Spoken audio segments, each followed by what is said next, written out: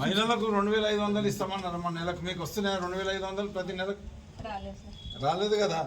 ప్రభుత్వం మీకు 62,500 రూపాయలు బకాయి పడ్డది. ఒక నెలకు 2500 చొప్పున 25 నెలలకు 62,500 రూపాయలు బకాయి పడ్డది. ఇట్లా అట్లనే వృద్ధులకు, బీడీ కార్మికులకు అందరికీ 50,000 రూపాయలు బకాయి పడ్డారు.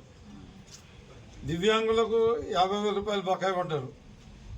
మరి పెళ్ళిళ్ళైతే, మీ ఇంట్లో పెళ్ళి అయితే కళ్యాణ లక్ష్మికి 1 తులం బంగారం బాకీ పడ్డారు. మీ ఇంట్లో పిల్లలు చదువుకునే పిల్లలు ఉంటే వాళ్ళకు స్కూటీలు ఇస్తామన్నారు, అది స్కూటీ బాకీ పడ్డారు. వాళ్ళ ఫీజు రియంబర్స్మెంట్ 8,000 కోట్లు బాకీ పడ్డారు.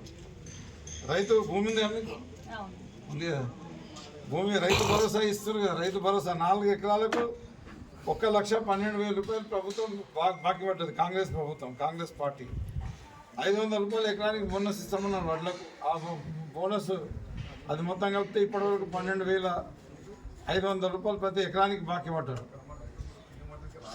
రైతు కూలీలకు ఉపాధి హామీ పథకంలో 12,000 ప్రతి సంవత్సరం ఇస్తామన్నారు, 24,000 బాకీ పడ్డారమ్మా. ఈ రకంగా నిరుద్యోగ యువతకు వాళ్ళకు 4,000 నెలకు నిరుద్యోగ వృత్తి ఇస్తామన్నారు, 96,000 బాకీ పడ్డారు వాళ్ళకు ఒక్కొక్కరికి. విద్యా